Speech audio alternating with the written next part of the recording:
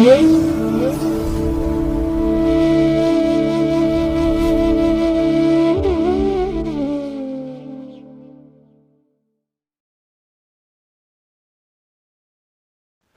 ಮಹಾಗಣಪತೇ ನಮಃ. ಶ್ರೀ ಗುರುಭ್ಯೋ ನಮಃ. ಹರಿ ಓಂ.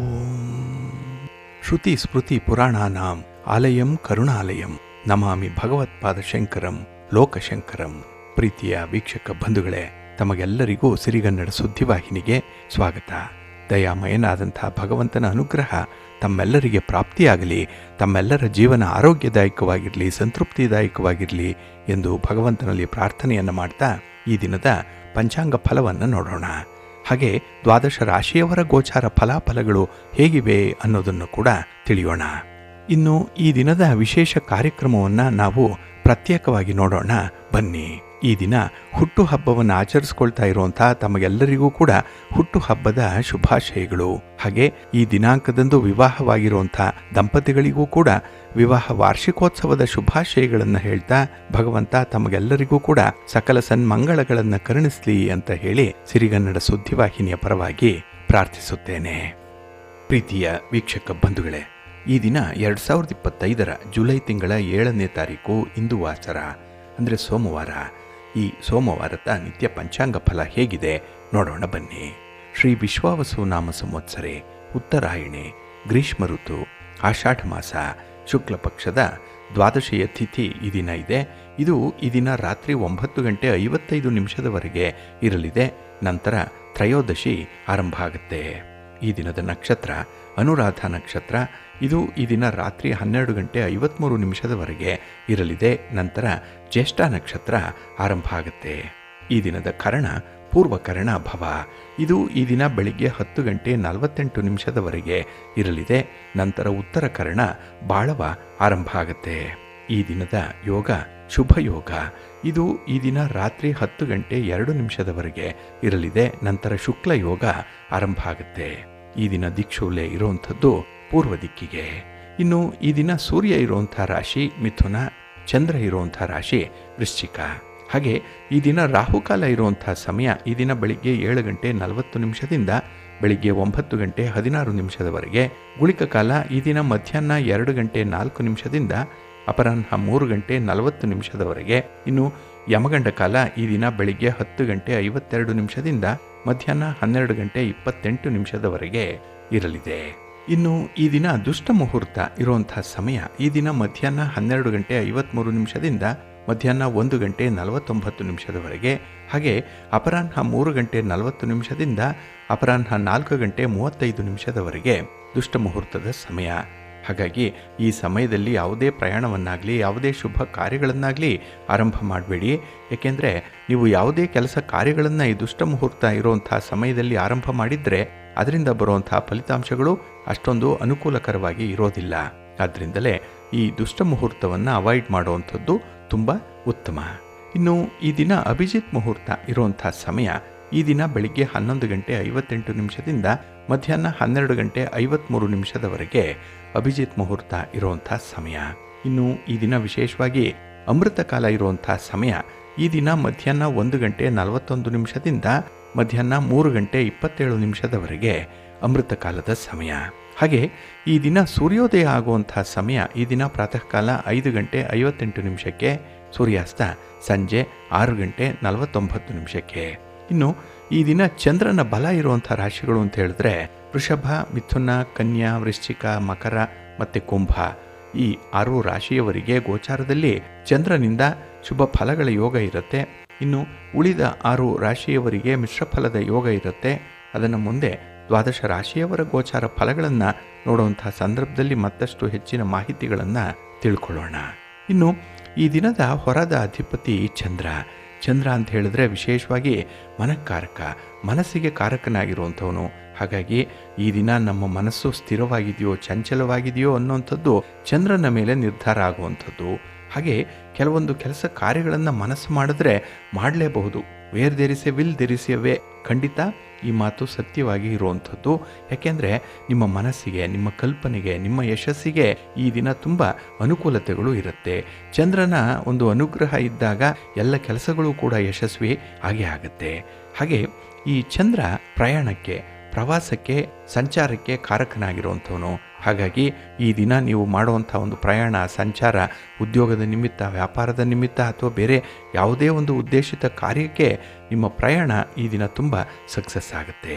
ಹಾಗೆ ಈ ಹಾಲು, ನೀರು, ಎಣ್ಣೆ, ಪೆಟ್ರೋಲ್, ಕೆಮಿಕಲ್ಸ್ ಇತ್ಯಾದಿ ದ್ರವ ಪದಾರ್ಥಗಳನ್ನು ವ್ಯವಹಾರ ಮಾಡುವಂಥವ್ರಿಗೂ ಕೂಡ ತುಂಬ ಚೆನ್ನಾಗಿದೆ.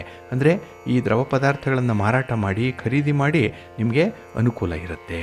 ಹಾಗೆ ಈ ಹೋಟೆಲ್ ಉದ್ಯಮವನ್ನು ನಡೆಸ್ತಾ ಇರುವಂಥವ್ರಿಗೆ, ಹೋಟೆಲ್ಗಳಲ್ಲಿ, ರೆಸ್ಟೋರೆಂಟ್ಗಳಲ್ಲಿ ಕೆಲಸ ಮಾಡ್ತಾ ಇರೋವಂಥವ್ರಿಗೂ ಕೂಡ ತುಂಬ ಅನುಕೂಲತೆಗಳಿರುತ್ತೆ. ಏನೋ ಒಂದು ಸಮಾಧಾನ, ಮನಸ್ಸಿಗೆ ಈ ದಿನ ಒಂದು ತೃಪ್ತಿಯ ಭಾವ ಇರುವಂಥ ಸಂದರ್ಭಗಳು ಇರುತ್ತೆ. ಹಾಗಾಗಿನೇ ಈ ದಿನದ ಕೆಲಸ ಕಾರ್ಯಗಳನ್ನು ನೀವು ಆದಷ್ಟು ಗುರುಹೋರಾದಲ್ಲಿ ಆರಂಭ ಮಾಡಿದ್ರೆ ಉತ್ತಮ ಫಲಗಳೇನೋ ಸಿಕ್ಕತ್ತೆ. ಆದರೆ ಈ ಬೆಳಗಿನ ಗುರುಹೋರಾದ ಸಮಯದಲ್ಲಿ ರಾಹುಕಾಲ ಇರುತ್ತೆ. ಇದನ್ನು ಸ್ವಲ್ಪ ನೋಡಿಕೊಂಡು ನೀವು ಅನುಸರಣೆ ಮಾಡಬೇಕಾಗತ್ತೆ. ಹಾಗಾಗಿ ಗುರುಹೋರ ಇರುವಂಥ ಸಮಯ ಈ ದಿನ ಬೆಳಿಗ್ಗೆ 8 ಗಂಟೆ 5 ನಿಮಿಷದಿಂದ ಬೆಳಿಗ್ಗೆ 9 ಗಂಟೆ 10 ನಿಮಿಷದವರೆಗೆ, ಇನ್ನು ಅಪರಾಹ್ನ 3 ಗಂಟೆ 36 ನಿಮಿಷದಿಂದ ಅಪರಾಹ್ನ 4 ಗಂಟೆ 40 ನಿಮಿಷದವರೆಗೆ, ಹಾಗೆ ರಾತ್ರಿ 10 ಗಂಟೆ 31 ನಿಮಿಷದಿಂದ ರಾತ್ರಿ 11 ಗಂಟೆ 27 ನಿಮಿಷದವರೆಗೆ ಗುರುಹೋರ ಇರುವಂಥ ಸಮಯ. ಇದನ್ನು ಸ್ವಲ್ಪ ನೋಡಿಕೊಂಡು ಅನುಸರಣೆ ಮಾಡ್ಕೊಳ್ಳಿ, ಒಳ್ಳೆಯದಾಗತ್ತೆ. ಹಾಗೆ ಈ ದಿನ ಇರುವಂಥ ಶನಿ ಹೋರ ಕೂಡ ಅಷ್ಟೊಂದು ಫೇವರಬಲ್ ಆಗಿಲ್ಲ. ಇದರಲ್ಲೂ ಕೂಡ ನೀವು ಕೆಲಸ ಕಾರ್ಯಗಳನ್ನು ಈ ಶನಿ ಹೋರಾದಲ್ಲಿ ಆರಂಭ ಮಾಡಿದರೆ ಸ್ವಲ್ಪ ನಿಧಾನವಾಗಿ ಕೆಲಸಗಳಾಗುತ್ತೆ. ಫಲಿತಾಂಶಗಳು ಕೂಡ ಬೇಗ ಸಿಕ್ಕಲ್ಲ. ಏಕೆಂದರೆ ಶನಿ ಮಂದಗತಿಯಲ್ಲಿ ಚಲನೆಯನ್ನು ಹೊಂದಿರುವಂಥವನು. ಹಾಗಾಗಿನೇ ಈ ದಿನದ ಪ್ರಮುಖ ಕೆಲಸ ಕಾರ್ಯಗಳನ್ನು ಆದಷ್ಟು ಶನಿ ಹೋರಾದಲ್ಲಿ ಆರಂಭ ಮಾಡಬೇಡಿ. ಹಾಗಾಗಿ ಶನಿ ಹೋರ ಇರುವಂಥ ಸಮಯ ಬೆಳಗ್ಗೆ 7 ಗಂಟೆ 1 ನಿಮಿಷದಿಂದ ಬೆಳಗ್ಗೆ 8 ಗಂಟೆ 5 ನಿಮಿಷದವರೆಗೆ, ಇನ್ನು ಮಧ್ಯಾಹ್ನ 2 ಗಂಟೆ 31 ನಿಮಿಷದಿಂದ ಈ ದಿನ ಅಪರಾಹ್ನ 3 ಗಂಟೆ 36 ನಿಮಿಷದವರೆಗೆ, ಹಾಗೆ ರಾತ್ರಿ 9 ಗಂಟೆ 36 ನಿಮಿಷದಿಂದ ರಾತ್ರಿ 10 ಗಂಟೆ 31 ನಿಮಿಷದವರೆಗೆ ಶನಿ ಹೋರ ಇರುವಂಥ ಸಮಯ. ಇದನ್ನು ಸ್ವಲ್ಪ ಅವಾಯ್ಡ್ ಮಾಡ್ಕೊಳ್ಳಿ, ಒಳ್ಳೆಯದಾಗತ್ತೆ. ಹಾಗೆ ಈ ದಿನ ಇರುವಂಥ ಕುಜ ಹೋರ ಕೂಡ ಅಷ್ಟೊಂದು ಅನುಕೂಲವನ್ನು ತರ್ತಾ ಇಲ್ಲ. ಅದರಲ್ಲೂ ಈ ಭೂಮಿಗೆ ಸಂಬಂಧಪಟ್ಟಂತಹ ವಿಚಾರಗಳು, ಮನೆಯ ಸೈಟು, ಜಮೀನು ಇತ್ಯಾದಿಗಳನ್ನು ಖರೀದಿ ಮಾಡುವಂಥದ್ದಾಗಲಿ, ಮಾರಾಟ ಮಾಡುವಂಥದ್ದಾಗಲಿ, ಅಡ್ವಾನ್ಸ್ ಕೊಡುವಂಥ ವಿಚಾರ, ಅಗ್ರಿಮೆಂಟ್ ಮಾಡಿಕೊಳ್ಳುವಂಥ ವಿಚಾರ, ಇದೆಲ್ಲದಕ್ಕೂ ಕೂಡ ಈ ದಿನ ಇರುವಂಥ ಕುಜ ಹೋರ ಅಷ್ಟೊಂದು ಅನುಕೂಲಕರವಾಗಿಲ್ಲ. ಹಾಗಾಗಿ ಅದನ್ನು ಹೊರತುಪಡಿಸಿ ನೀವು ನಿಮ್ಮ ಕೃಷಿ ಚಟುವಟಿಕೆಗಳನ್ನು ಆರಂಭ ಮಾಡ್ಬೋದು. ಹಾಗಾಗಿ ಈ ದಿನ ಕುಜ ಹೊರ ಇರುವಂಥ ಸಮಯ ಬೆಳಿಗ್ಗೆ 9 ಗಂಟೆ 10 ನಿಮಿಷದಿಂದ ಬೆಳಿಗ್ಗೆ 10 ಗಂಟೆ 14 ನಿಮಿಷದವರೆಗೆ, ಇನ್ನು ಅಪರಾಹ್ನ 4 ಗಂಟೆ 40 ನಿಮಿಷದಿಂದ ಸಂಜೆ 5 ಗಂಟೆ 44 ನಿಮಿಷದವರೆಗೆ, ಹಾಗೆ ರಾತ್ರಿ 11 ಗಂಟೆ 27 ನಿಮಿಷದಿಂದ ರಾತ್ರಿ 12 ಗಂಟೆ 23 ನಿಮಿಷದವರೆಗೆ ಕುಜ ಹೊರ ಇರುವಂಥ ಸಮಯ. ಇದನ್ನು ಸ್ವಲ್ಪ ನೀವು ನೋಡಿಕೊಂಡು ಅನುಸರಣೆ ಮಾಡಿ. ಅದರಲ್ಲೂ ಈ ನ್ಯಾಯಾಲಯದ ಪ್ರಕರಣಗಳು, ಈ ಭೂಮಿಗೆ ಸಂಬಂಧಪಟ್ಟಂತೆ ಏನಾದರೂ ಇದ್ದರೆ ಆ ಒಂದು ಸಂದರ್ಭದಲ್ಲಿ ಸ್ವಲ್ಪ ಎಚ್ಚರಿಕೆಯಿಂದ ಇದ್ಬಿಡಿ. ಈ ದಿನ ಒಳ್ಳೆಯ ಫಲ ನಿಮಗೆ ಸಿಕ್ಕತ್ತೆ. ಹಾಗಾಗಿ ಬಂಧುಗಳೇ, ನಿಮ್ಮ ಕೆಲಸ ಕಾರ್ಯಗಳನ್ನು ಒಳ್ಳೆಯ ಸಮಯದಲ್ಲಿ ಆರಂಭ ಮಾಡಿ. ಒಳ್ಳೆಯ ಮುಹೂರ್ತ ಯಾವುದಿದೆ ಅನ್ನುವಂಥದ್ದನ್ನು ತಿಳ್ಕೊಳ್ಳಿ. ಅದಕ್ಕಾಗಿಯೇ ನೀವು ಪ್ರತಿನಿತ್ಯ ಆಯಾ ದಿನದ ತಿಥಿ, ವಾರ, ನಕ್ಷತ್ರ, ಯೋಗ, ಕರಣ ಈ ಪಂಚ ಅಂಗಗಳ ಬಗ್ಗೆ ತಿಳ್ಕೊಳ್ಬೇಕು. ಅದಕ್ಕಾಗಿಯೇ ಸಿರಿಗನ್ನಡ ಸುದ್ದಿವಾಹಿನಿ ಪ್ರತಿನಿತ್ಯ ಪ್ರಸಾರ ಮಾಡುವಂಥ ಈ ಪಂಚಾಂಗದ ವಿವರಗಳನ್ನು ಕೇಳಿಸ್ಕೊಳ್ತಾ ಇರಿ, ಅದನ್ನು ಅನುಸರಣೆ ಮಾಡ್ತಾ ಇರಿ. ಏಕೆಂದರೆ ಇದರಲ್ಲಿ ನಿಮಗೆ ಬೇಕಾದಂತಹ ಎಲ್ಲ ಮಾಹಿತಿಗಳು ಕೂಡ ಸಿಕ್ಕತ್ತೆ. ಅದನ್ನು ನೀವು ಅನುಸರಣೆ ಮಾಡೋದ್ರಿಂದ ಒಳ್ಳೆಯ ಫಲ, ಅನುಕೂಲತೆಗಳು ಒದಗಿ ಬರುತ್ತೆ. ಹಾಗೆ ನೀವು ಕೈಗೊಂಡಂತಹ ಕೆಲಸ ಕಾರ್ಯಗಳು ಕೂಡ ಯಶಸ್ವಿಯಾಗತ್ತೆ. ನಿಮಗೆ ಸಮಾಧಾನಕರವಾದಂತಹ ರೀತಿಯಲ್ಲಿ ಫಲಿತಾಂಶಗಳಿರುತ್ತೆ, ಒಳ್ಳೆಯದಾಗತ್ತೆ. ಬಂಧುಗಳೇ, ಈ ದಿನ ಬಹಳ ವಿಶೇಷವಾಗಿರುವಂತಹ ದಿನ. ಏಕೆಂದರೆ ಇದು ಸೋಮವಾರದ ದಿನ, ಜೊತೆಗೆ ನೆನ್ನೆ ತಾನೇ ಏಕಾದಶಿ ಮುಕ್ತಾಯ ಆಗಿರುವಂಥದ್ದು. ಈ ದಿನ ಕೆಲವರು ಪಾರಣೆಯ ಸಿದ್ಧತೆಯಲ್ಲಿರ್ತಾರೆ. ಹಾಗೆ ಭಗವಾನ್ ವಿಷ್ಣುವನ್ನ ಸ್ಮರಣೆ ಮಾಡಿ, ವಿಷ್ಣುವಿನ ಪೂಜೆ ಮಾಡಿರೋದ್ರಿಂದ ನಿಮ್ಮ ಇಷ್ಟಾರ್ಥಗಳು ನೆರವೇರುತ್ತೆ. ಏಕಾದಶಿ ಮುಗಿದು ದ್ವಾದಶಿ ಇರುವಂತಹ ದಿನ. ಈ ದಿನದಿಂದಲೇ ಚಾತುರ್ಮಾಸ ಆರಂಭ ಆಗುತ್ತೆ. ಜೊತೆಗೆ ಶಾಖ ವ್ರತಾರಂಭ ಆಗುವಂಥದ್ದು ಈ ದಿನದಿಂದ. ಹಾಗಾಗಿ 4 ತಿಂಗಳುಗಳ ಕಾಲ ಈ ಚಾತುರ್ಮಾಸ ವ್ರತ ಇರುವಂಥ ಸಂದರ್ಭ. ಇದನ್ನು ಕೂಡ ನೀವು ಶ್ರದ್ಧಾ ಭಕ್ತಿಗಳಿಂದ ಆಚರಣೆ ಮಾಡಿ, ಒಳ್ಳೆಯದಾಗತ್ತೆ. ಪ್ರೀತಿಯ ಬಂಧುಗಳೇ, ನಮ್ಮ ಜೀವನದಲ್ಲಿ ಹಲವಾರು ಕಷ್ಟ ನಷ್ಟಗಳನ್ನು ನಾವು ಎದುರಿಸ್ತಾ ಇರ್ತೀವಿ. ಕೆಲವೊಮ್ಮೆ ಸುಖ ಇದ್ದರೆ ಕೆಲವೊಮ್ಮೆ ದುಃಖ ಕೂಡ ಇರುತ್ತೆ. ಆದರೆ ನಮ್ಮ ಹಿಂದಿನ ಜನ್ಮದಲ್ಲಿ ಮಾಡಿದಂತಹ ಕರ್ಮದ ಫಲವಾಗಿ ಈ ಜನ್ಮದಲ್ಲಿ ನಮಗೆ ಸೌಲಭ್ಯಗಳು ಸಿಕ್ಕತ್ತೆ ಅನ್ನುವಂಥ ಒಂದು ನಂಬಿಕೆ ಇದೆ. ಹಾಗಾಗಿನೇ ಜನ್ಮ, ಮೃತ್ಯು, ಜರ, ವ್ಯಾಧಿ ಈ 4 ಅವಸ್ಥೆಗಳನ್ನು ಪ್ರತಿಯೊಬ್ಬರೂ ಕೂಡ ನೋಡಲೇಬೇಕು. ಹಾಗಾಗಿ ಈ ಜನ್ಮದಲ್ಲಿ ರೋಗ ಇರ್ಬೋದು, ಶೋಕ ಇರ್ಬೋದು, ಹಿಂಸೆ ಇರ್ಬೋದು, ಅಥವಾ ಕೊನೆಯದಾಗಿ ಸಾವು, ಇವುಗಳ ಮೂಲಕ ನಾವು ನಮ್ಮ ಹಿಂದಿನ ಜನ್ಮದ ಕರ್ಮವನ್ನು ಅನುಭವಿಸಲೇಬೇಕು. ಹಾಗೆ ಕೆಲವರಿಗೆ ನೋಡಿ ತುಂಬ ರೋಗಗಳು ಬರ್ತಾ ಇರುತ್ತೆ. ಇದಕ್ಕೆ ಕಾರಣ ಅವರು ಹಿಂದಿನ ಜನ್ಮಗಳಲ್ಲಿ ಮಾಡಿರುವಂಥ ಕೆಟ್ಟ ಕರ್ಮದ ಫಲವೇ ಕಾರಣವಾಗಿರುತ್ತೆ. ಕೆಲವರು ಸದಾಕಾಲ ತಮ್ಮ ಜೀವನದಲ್ಲಿ ದುಃಖವನ್ನೇ ಅನುಭವಿಸ್ತಾ ಇರ್ತಾರೆ. ಅವರಿಗೆ ಸುಖ ಅನ್ನುವಂಥದ್ದು ಕನಸಿನ ಮಾತಾಗ್ಬಿಟ್ಟಿರುತ್ತೆ. ಅದಕ್ಕೆ ಕಾರಣ ಅವರು ಹಿಂದಿನ ಜನ್ಮಗಳಲ್ಲಿ ಮಾಡಿದಂತಹ ಕೆಟ್ಟ ಕರ್ಮದ ಫಲವೇ ಕಾರಣವಾಗಿರುತ್ತೆ. ಇನ್ನು ಕೆಲವರು ಸಣ್ಣ ವಯಸ್ಸಿನಲ್ಲೇ ಅಪಮೃತ್ಯುಗೆ ಒಳಗಾಗುವಂಥದ್ದು, ಏನೋ ಅಪಘಾತ ಅಥವಾ ಆತ್ಮಹತ್ಯೆ ಇತ್ಯಾದಿ ವಿಚಾರಗಳಿಗಾಗಿ ಮರಣ ಹೊಂದಿರ್ತಾರೆ ಅಥವಾ ಅಕಾಲ ಮೃತ್ಯುಗೆ ಒಳಗಾಗಿರ್ತಾರೆ. ಇದಕ್ಕೆ ಕಾರಣ ಅವರು ಹಿಂದಿನ ಜನ್ಮಗಳಲ್ಲಿ ಮಾಡಿದಂತಹ ಕೆಟ್ಟ ಕರ್ಮದ ಫಲವೇ ಕಾರಣವಾಗಿರುತ್ತೆ. ಹಾಗಾಗಿ ಕ್ರಿಯೆಗೆ ತಕ್ಕ ಪ್ರತಿಕ್ರಿಯೆ ಇರುತ್ತೆ ಅನ್ನುವಂಥದ್ದು ಎಲ್ರಿಗೂ ಕೂಡ ಗೊತ್ತಿದೆ. ಇದನ್ನೇ ಆಕ್ಷನ್ ಆ್ಯಂಡ್ ರಿಯಾಕ್ಷನ್ ಅಂತ ಹೇಳುವಂಥದ್ದು. ಹಾಗೆ ಕ್ರಿಯೆ ಹಿಂದಿನ ಜನ್ಮದಲ್ಲಿ ಮಾಡಿದಂತಹ ಕರ್ಮಗಳ ಪ್ರತಿಕ್ರಿಯೆಯಾಗಿರುತ್ತೆ ಈ ಜನ್ಮದಲ್ಲಿ. ಹಾಗಾಗಿ ನಾವು ಈ ಜನ್ಮದಲ್ಲಿ ಒಳ್ಳೆಯದನ್ನು ಮಾಡಿ 4 ಜನರಿಗೆ ಉಪಕಾರಿಯಾಗಿರುವಂತಹ ಕೆಲಸವನ್ನು ಮಾಡಿ ಸತ್ತರೆ ಒಳ್ಳೆಯ ಜನ್ಮ ಮುಂದೆ ಸಿಕ್ಕತ್ತೆ. ಆದರೆ ಕೆಟ್ಟ ಕರ್ಮಗಳನ್ನು ಮಾಡಿ ಸತ್ತರೆ ಕೆಟ್ಟ ಜನ್ಮವೇ ನಮಗೆ ಪ್ರಾಪ್ತಿಯಾಗುತ್ತೆ. ಮುಂದಿನ ಜನ್ಮದಲ್ಲೂ ಕೂಡ ಈ ರೀತಿಯ ಕಷ್ಟ ನಷ್ಟಗಳನ್ನು ಅನುಭವಿಸಬೇಕಾಗತ್ತೆ. ಹಾಗಾಗಿ ನಮ್ಮ ಶರೀರದ ಒಳಗಿರುವಂತಹ ಆತ್ಮ ಪಾಪ ಪುಣ್ಯಗಳನ್ನು ಮುಂದಿನ ಜನ್ಮಗಳಿಗೆ ಕೊಂಡೊಯ್ಯುತ್ತೆ ಅನ್ನುವಂಥ ಒಂದು ಉಲ್ಲೇಖ ಇದೆ. ಹಾಗಾಗಿನೇ ಬಹಳ ಸ್ಥೂಲವಾಗಿ ಹೇಳಿರುವಂತಹ ಈ ವಿಚಾರದಲ್ಲಿ ಸಾಕಷ್ಟು ಅರ್ಥಗರ್ಭಿತವಾದಂತಹ ಸಂದೇಶಗಳು ಸಿಕ್ಕತ್ತೆ.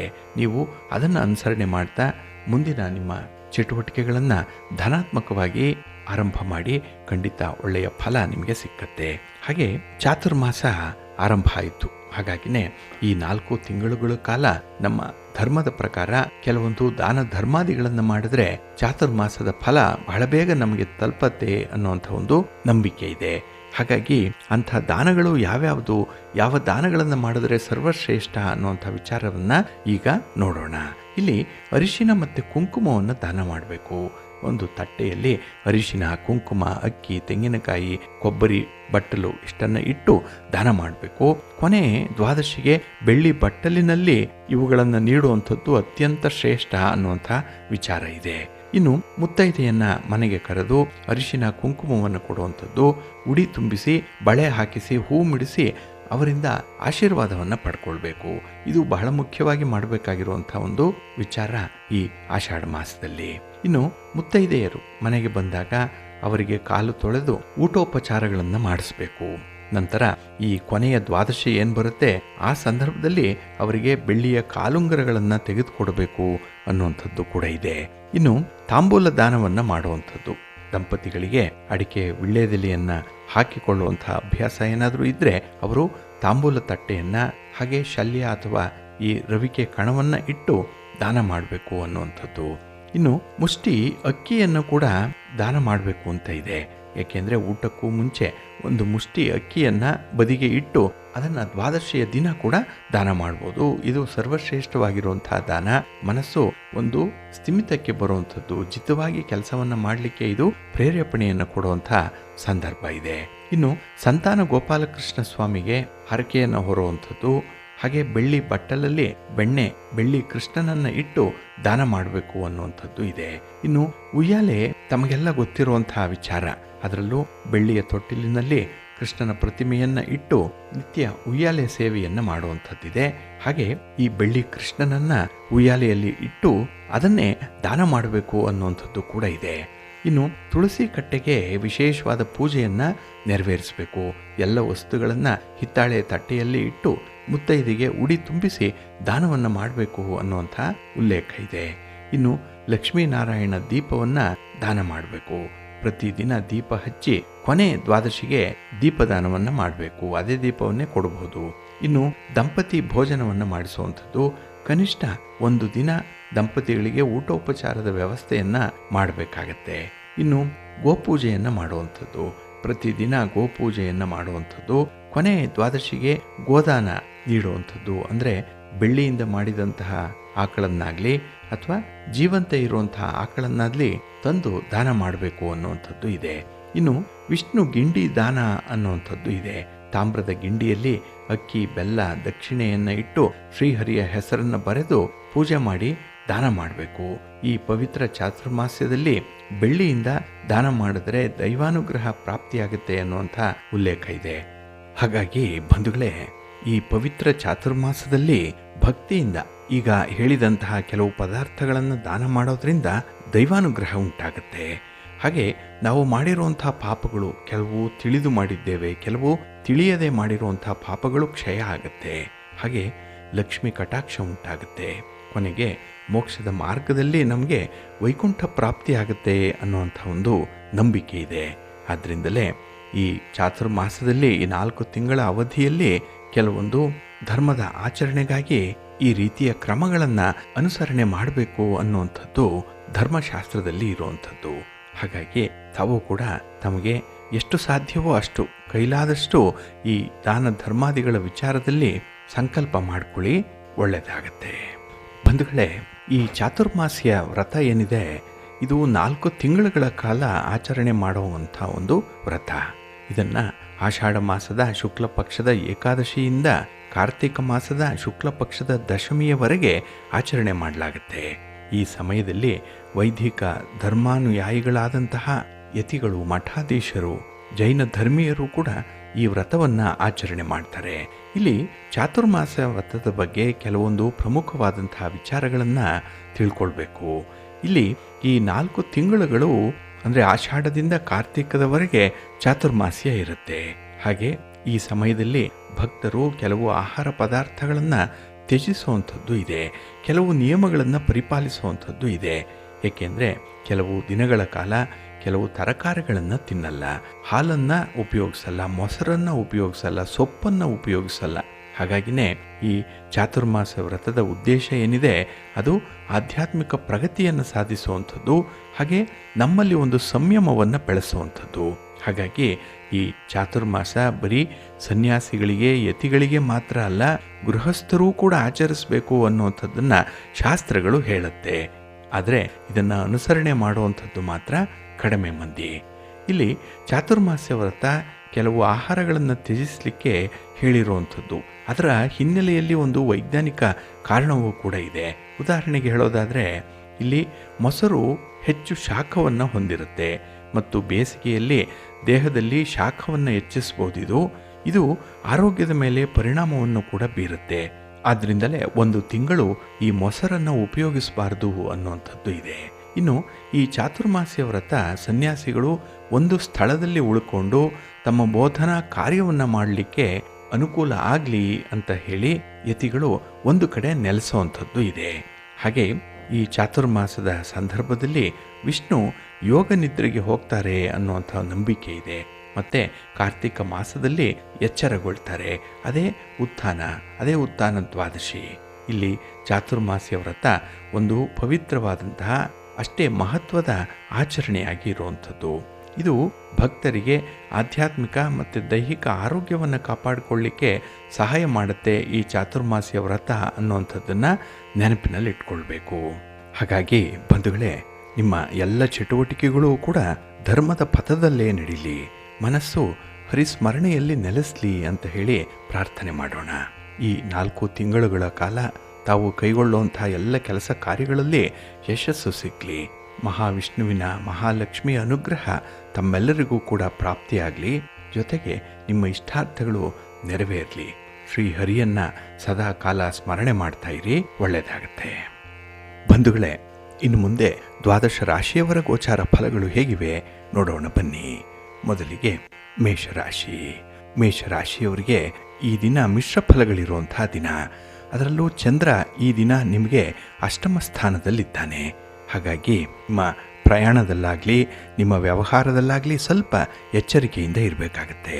ಹಾಗೆ ಈ ದಿನ ನಿಮ್ಮ ಯೋಜನೆಗಳು, ನಿಮ್ಮ ಯಾವುದೇ ರೀತಿಯ ಪ್ರಯತ್ನಗಳು ಸರಿಯಾಗಿ ನಡೆಯಲಿಲ್ಲ ಅಂತ ಹೇಳಿದ್ರೆ ಅದಕ್ಕೆ ಮೂಲ ಕಾರಣ ಏನು ಅನ್ನೋಂಥದ್ದನ್ನು ಹುಡುಕುವಂಥ ಒಂದು ಪ್ರಯತ್ನವನ್ನು ಮಾಡಬೇಕಾಗತ್ತೆ.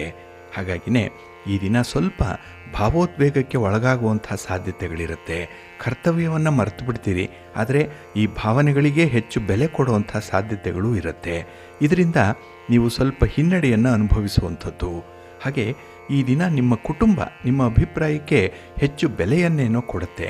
ಮಾತಿಗೆ ಒಂದು ಮನ್ನಣೆ ಇದೆ, ಆದರೆ ಅದನ್ನು ಉಳಿಸ್ಕೊಳ್ಳೋದ್ರಲ್ಲಿ ನೀವು ತುಂಬ ವಿಫಲವಾಗುವಂಥ ಸಾಧ್ಯತೆ ಕೂಡ ಇರುತ್ತೆ. ಹಾಗಾಗಿ ಕೊಟ್ಟ ಮಾತನ್ನು ಈ ದಿನ ಉಳಿಸ್ಕೊಳ್ಬೇಕು. ಯಾರಿಗಾದರೂ ಪ್ರಾಮಿಸ್ ಮಾಡಿದರೆ ಅದನ್ನು ಫುಲ್ಫಿಲ್ ಮಾಡುವಂಥ ಒಂದು ಪ್ರಯತ್ನವನ್ನು ಮಾಡಬೇಕು. ಹಾಗೆ ಈ ದಿನದ ಪ್ರಯಾಣ ನಿಮಗೆ ಸ್ವಲ್ಪ ಶ್ರಮದಾಯಕವಾಗಿರುತ್ತೆ, ಸ್ವಲ್ಪ ತ್ರಾಸ ಇದೆ, ಕಷ್ಟ ಇದೆ. ಅಷ್ಟೊಂದು ಸುಲಭವಾಗಿ ಒಂದು ಗುರಿಯನ್ನು ತಲುಪಲಿಕ್ಕೆ ನಿಮಗೆ ಸಾಧ್ಯ ಆಗಲ್ಲ. ಇನ್ನು ನಿಮ್ಮ ವ್ಯವಹಾರದಲ್ಲಿ, ಅದರಲ್ಲಿ ವ್ಯಾಪಾರ ಇರ್ಬೋದು, ಸ್ವಂತ ಬಿಸ್ನೆಸ್ ಇರ್ಬೋದು, ಲೇವಾದೇವಿ ವ್ಯವಹಾರ ಇರ್ಬೋದು, ಅಥವಾ ಇನ್ನು ಯಾವುದೇ ರೀತಿಯ ವ್ಯವಹಾರಗಳಿದ್ದರೂ ಕೂಡ ಅದು ನಿರಾಶಾದಾಯಕವಾಗಿರುತ್ತೆ, ಅಷ್ಟೊಂದು ಅನುಕೂಲವನ್ನು ತರಲ್ಲ. ಇನ್ನು ಈ ದಿನ ನೀವು ನಿಮ್ಮ ಮನೆ ದೇವರ ಮೇಲೆ ಅಥವಾ ನೀವು ಇಷ್ಟಪಡುವಂಥ ದೇವರ ಮೇಲೆ ಭಕ್ತಿ ಹೇಗೋ ಹೆಚ್ಚಾಗುತ್ತೆ ನೋಡಿ. ಇದ್ದಕ್ಕಿದ್ದಾಗೇ ಆ ಒಂದು ಆಧ್ಯಾತ್ಮಿಕವಾದಂತಹ ಒಂದು ಒಲವು ನಿಮಗೆ ಕೂಡಿ ಬರುತ್ತೆ. ಹಾಗೆ ಹಣಕಾಸಿನ ವಿಚಾರದಲ್ಲಿ ಅನುಕೂಲ ಇಲ್ಲ ಅಂದರೂ ಕೂಡ ಈ ದಿನ ದಾನ ಧರ್ಮಾದಿಗಳನ್ನು ಮಾಡುವಂಥ ಒಂದು ಮನಸ್ಸಾಗುತ್ತೆ. ಮನಸ್ಸಾದರೆ ಸಾಕು, ಹೇಗೋ ಅದನ್ನು ನೀವು ನಿಭಾಯಿಸುವಂಥದ್ದು ಇರುತ್ತೆ.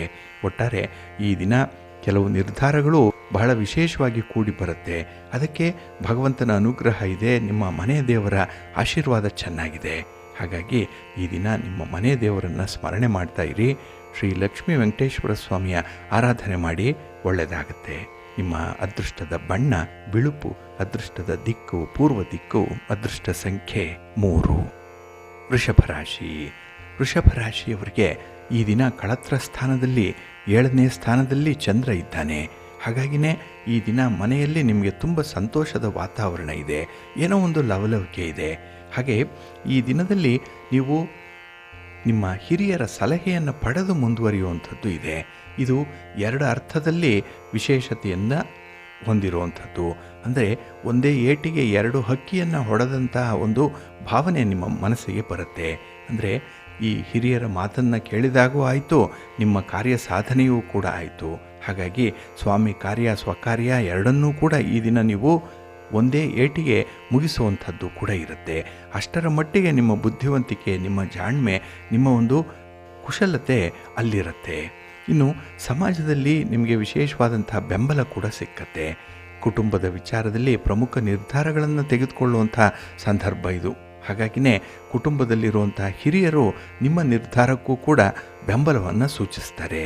ಹಾಗಾಗಿನೇ ಕೆಲವು ಪರಿಚಯಗಳು ಹೆಚ್ಚಾಗುವುದರ ಜೊತೆಗೆ ಅನುಕೂಲಗಳು ಕೂಡ ಜಾಸ್ತಿ ಆಗುತ್ತೆ ಈ ದಿನ. ಇನ್ನು ನಿಮ್ಮ ಆತ್ಮೀಯರ ಭೇಟಿ, ಸಂಬಂಧಿಕರ ಭೇಟಿ ನಿಮಗೆ ತುಂಬ ಸಂತೋಷವನ್ನು ತರುತ್ತೆ.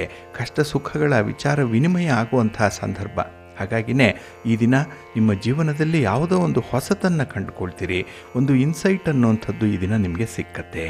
ಇನ್ನು ಉದ್ಯೋಗ ಕ್ಷೇತ್ರದಲ್ಲಿ ಇದ್ದಂತಹ ಸಮಸ್ಯೆಗಳು ಸ್ವಲ್ಪ ಬಗೆಹರಿಯುವಂತಹ ಸೂಚನೆ ಕಾಣಿಸ್ತಾ ಇದೆ. ಇನ್ನು ವ್ಯಾಪಾರ ವ್ಯವಹಾರಗಳು ತುಂಬ ಉತ್ಸಾಹದಿಂದ ಇರುತ್ತೆ.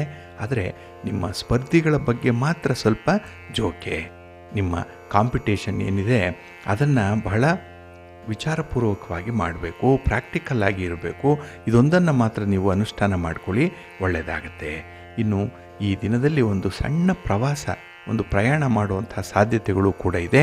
ನಿಮಗೆ ಪ್ರಯಾಣ ಯಶಸ್ಸನ್ನು ತರುತ್ತೆ. ನಿಮ್ಮ ಮನೆ ದೇವರನ್ನು ಸ್ಮರಣೆ ಮಾಡ್ತಾ ಇರಿ, ಗಣಪತಿಯನ್ನು ಆರಾಧನೆ ಮಾಡಿಕೊಳ್ಳಿ, ಶಿವನ ಪರಿವಾರ ದೇವತೆಗಳನ್ನು ಪ್ರಾರ್ಥನೆ ಮಾಡಿಕೊಳ್ಳಿ, ಒಳ್ಳೆಯದಾಗುತ್ತೆ. ನಿಮ್ಮ ಅದೃಷ್ಟದ ಬಣ್ಣ ಗುಲಾಬಿ, ಅದೃಷ್ಟದ ದಿಕ್ಕು ಉತ್ತರ ದಿಕ್ಕು, ಅದೃಷ್ಟ ಸಂಖ್ಯೆ 1. ಮಿಥುನ ರಾಶಿ. ಮಿಥುನ ರಾಶಿಯವರಿಗೆ ಈ ದಿನದಲ್ಲಿ ಷಷ್ಠದಲ್ಲಿ ಚಂದ್ರ ಇರುವಂಥ ದಿನ. 6ರಲ್ಲಿ ಚಂದ್ರ ಇದ್ದರೆ ಮನಸ್ಸಿಗೆ ಸಮಾಧಾನ, ವೈರಿಗಳನ್ನು ಗೆದ್ದಂತಹ ಭಾವನೆ. ಹಾಗಾಗಿ ನಿಮ್ಮ ಕೆಲಸ ಕಾರ್ಯಗಳಿಗೆ ಈ ದಿನ ಅಡ್ಡಿ ಆತಂಕಗಳು ತೀರಾ ಕಡಿಮೆ ಇರುತ್ತೆ. ಹಾಗಾಗಿನೇ ಸ್ವತಂತ್ರವಾಗಿ ಸ್ವಚ್ಛಂದವಾಗಿ ಕೆಲಸಗಳನ್ನು ಮಾಡುವಂಥ ಒಂದು ಉತ್ಸಾಹ ಇರುತ್ತೆ. ಹಾಗೆ ಈ ದಿನ ಯಾವುದೇ ಒಂದು ಕೆಲಸವನ್ನು ನೀವು ಕೃತಿಯಲ್ಲಿ ತೋರಿಸ್ಬೇಕು. ಬರೀ ಈ ಯೋಜನೆಯಲ್ಲಿ ಪ್ಲ್ಯಾನಿಂಗಲ್ಲಿ ಮಾತ್ರ ಇದ್ದರೆ ಸಾಲದು, ಅದನ್ನು ನಿಮ್ಮ ಕೈಯಾರೆ ಮಾಡಿ ನಿಮ್ಮ ಒಂದು ಪ್ರತಿಭೆ ಏನಿದೆ ಅಂತ ಹೇಳಿ ತೋರಿಸಲಿಕ್ಕೆ ಒಳ್ಳೆಯ ಅವಕಾಶ ಈ ದಿನ ಸಿಕ್ಕತ್ತೆ. ಅದರಲ್ಲಿ ನೀವು ಮುಂದುವರಿರಿ, ಒಳ್ಳೆಯದಾಗತ್ತೆ. ಇನ್ನು ಈ ದಿನ ಬೇರೆಯವರ ಜೀವನದ ಬಗ್ಗೆ ಹೆಚ್ಚು ಚಿಂತೆ ಮಾಡುವಂಥ ಅಗತ್ಯತೆ ಇಲ್ಲ. ಯಾಕೆಂದರೆ ಭಗವಂತ ಅವರವರಿಗೆ ಅವರದ್ದೇ ಆದಂತಹ ಒಂದು ರೀತಿ ರಿವಾಜುಗಳನ್ನು ಕೊಟ್ಟಿದ್ದಾನೆ. ಎಲ್ಲರನ್ನ ಕಾಪಾಡ್ತಾನೆ. ಅವರವರ ಕರ್ಮಾನುಸಾರವಾಗಿ ಅವರ ಒಂದು ಸ್ಥಿತಿಗತಿಗಳಿರುತ್ತೆ. ಹಾಗಾಗಿ ಮೂರನೆಯವರ ವ್ಯಕ್ತಿಗಾಗಿ ಈ ದಿನ ನೀವು ಹೆಚ್ಚು ಚಿಂತೆ ಮಾಡದೆ ನಿಮ್ಮ ಒಂದು ವೈಯಕ್ತಿಕ ಕೆಲಸ ಕಾರ್ಯಗಳಲ್ಲಿ ನಿಮ್ಮ ಮುಂದಿನ ಭವಿಷ್ಯದ ಬಗ್ಗೆ, ನಿಮ್ಮ ಕುಟುಂಬದ ಬಗ್ಗೆ ನೀವು ಹೆಚ್ಚು ಆಲೋಚನೆ ಮಾಡಿ. ಸ್ವಲ್ಪ ಇನ್ವಾಲ್ವ್ಮೆಂಟ್ ಇಟ್ಕೊಳ್ಳಿ. ಕುಟುಂಬದಲ್ಲಿ ಒಳ್ಳೆಯ ಜವಾಬ್ದಾರಿ ಇರುತ್ತೆ. ಹಾಗೆ ಈ ದಿನ ಮನೆಯ ವಾತಾವರಣ ಬಹಳ ಸಂತೋಷದಾಯಕವಾಗಿರುತ್ತೆ. ಇನ್ನು ವಿಶೇಷತೆ ಅಂತ ಹೇಳಿದ್ರೆ ದೊಡ್ಡ ಮೊತ್ತದ ಆರ್ಥಿಕ ವ್ಯವಹಾರವನ್ನು ಮಾಡುವಂಥ ಸಾಧ್ಯತೆ ಕೂಡ ಇದೆ. ಈ ಹಿಂದೆ ಮಾಡಿರ್ಬೋದು, ಅದರ ಫಲ ಈ ದಿನ ಸಿಕ್ಕತ್ತೆ. ಇಲ್ಲ ಈ ದಿನ ಅಂಥ ವ್ಯವಸ್ಥೆಗಳನ್ನು, ಅಂಥ ಪ್ರಯತ್ನವನ್ನು ಮಾಡಿದ್ರೆ ಮುಂದೆ ಒಳ್ಳೆಯ ಫಲ ನಿಮಗೆ ಸಿಕ್ಕತ್ತೆ. ಇನ್ನು ಬಹಳ ವಿಶೇಷವಾಗಿ ಈ ದಿನ ನಿಮ್ಮ ಸ್ನೇಹಿತರ ಭೇಟಿ ಸಂತೋಷವನ್ನು ತರುತ್ತೆ. ಹಾಗೆ ಉದ್ಯೋಗದಲ್ಲಿದ್ದಂತಹ ಸಮಸ್ಯೆಗಳನ್ನು ಬಹಳ ಚೆನ್ನಾಗಿ ನೀವು ಪರಿಹಾರ ಮಾಡ್ಕೊಳ್ತೀರಿ. ಅಷ್ಟರ ಮಟ್ಟಿಗೆ ನಿಮಗೆ ಒಂದು ವಿಷನ್ ಇದೆ, ದೂರದೃಷ್ಟಿ ಇದೆ. ಹಾಗಾಗಿನೇ ಈ ದಿನದಲ್ಲಿ ಕೆಲವೊಂದು ವಿಶೇಷತೆಗಳು ನಿಮ್ಮ ಜೀವನದಲ್ಲೇ ಒಂದು ಒಳ್ಳೆಯ ತಿರುವನ್ನು ತಂದುಕೊಡುತ್ತೆ. ಒಂದು ಟರ್ನಿಂಗ್ ಪಾಯಿಂಟ್ ಇದೆ ನಿಮ್ಮ ಜೀವನದಲ್ಲಿ, ಅದು ಈ ದಿನ ಘಟಿಸುವಂಥದ್ದು. ಹಾಗಾಗಿ ಈ ದಿನ ನಿಮ್ಮ ಜೀವನದಲ್ಲಿ ಮರೆಯಲಾಗದಂತಹ ಒಂದು ಅವಿಸ್ಮರಣೀಯವಾದಂತಹ ಘಟನೆಗೆ ಸಾಕ್ಷಿಯಾಗುತ್ತೆ. ಒಳ್ಳೆಯದಾಗತ್ತೆ. ನಿಮ್ಮ ಮನೆ ದೇವರನ್ನು ಸ್ಮರಣೆ ಮಾಡ್ತಾ ಇರಿ. ಹಾಗೆ ಭಕ್ತಿಯಿಂದ ಶ್ರೀ ಲಕ್ಷ್ಮೀ ನರಸಿಂಹ ಸ್ತೋತ್ರವನ್ನು ಹೇಳ್ಕೊಳ್ಳಿ. ನರಸಿಂಹ ದೇವರ ದರ್ಶನ ಮಾಡಿ. ಒಳ್ಳೆಯದಾಗತ್ತೆ. ನಿಮ್ಮ ಅದೃಷ್ಟದ ಬಣ್ಣ ಕೆಂಪು, ಅದೃಷ್ಟದ ದಿಕ್ಕು ಉತ್ತರ ದಿಕ್ಕು, ಅದೃಷ್ಟ ಸಂಖ್ಯೆ 1. ಕರ್ಕಾಟಕ ರಾಶಿ. ಕರ್ಕಾಟಕ ರಾಶಿಯವರಿಗೆ ಈ ದಿನ ಪಂಚಮದಲ್ಲಿ ಚಂದ್ರ ಇರುವಂಥ ದಿನ, ಮಿಶ್ರ ಫಲಗಳಿರುವಂಥ ದಿನ, ಪೂರ್ವ ಪುಣ್ಯ ಸ್ಥಾನ ಅದು. ಹಾಗಾಗಿನೇ ಈ ದಿನ ನಿಮ್ಮ ಕುಟುಂಬದಿಂದ ಸ್ವಲ್ಪ ಒತ್ತಡಗಳಿರುತ್ತೆ. ಕುಟುಂಬಸ್ಥರ ಒಂದು ನಡವಳಿಕೆ, ಅವರ ರೀತಿ ರಿವಾಜು, ಮಾತಿನ ವೈಖರಿ ಎಲ್ಲ ಒಂದು ಕಡೆ ಬೇಸರವನ್ನು ತರಿಸುತ್ತೆ. ಹಾಗಾಗಿನೇ ನಿಮ್ಮ ಮಾತಿಗೆ, ನಿಮ್ಮ ಅಸ್ತಿತ್ವಕ್ಕೇ ಬೆಲೆ ಇಲ್ಲವಲ್ಲ ಅನ್ನುವಂಥ ಒಂದು ಕೊರಗು ನಿಮ್ಮನ್ನು ಕಾಡುವಂಥದ್ದಾಗುತ್ತೆ. ಹಾಗೆ ಈ ದಿನ ನಿಮ್ಮ ಒಂದು ಅಧಿಕಾರ ವ್ಯಾಪ್ತಿಯಲ್ಲಿ ಯಾರೋ ಒಂದು ಚಲಾವಣೆಯಲ್ಲಿ ಇದ್ದಾರೆ. ಅಂದರೆ ಅಧಿಕಾರವನ್ನು ಅವರು ಚಲಾಯಿಸ್ತಾ ಇದ್ದಾರೆ, ನೀವು ಒಂದು ಕೈಗೊಂಬೆಯಾಗಿ ಇರಬೇಕಲ್ಲ ಅನ್ನುವಂಥ ಒಂದು ಪರಿಸ್ಥಿತಿ ಬರುವಂಥದ್ದು ಇರುತ್ತೆ.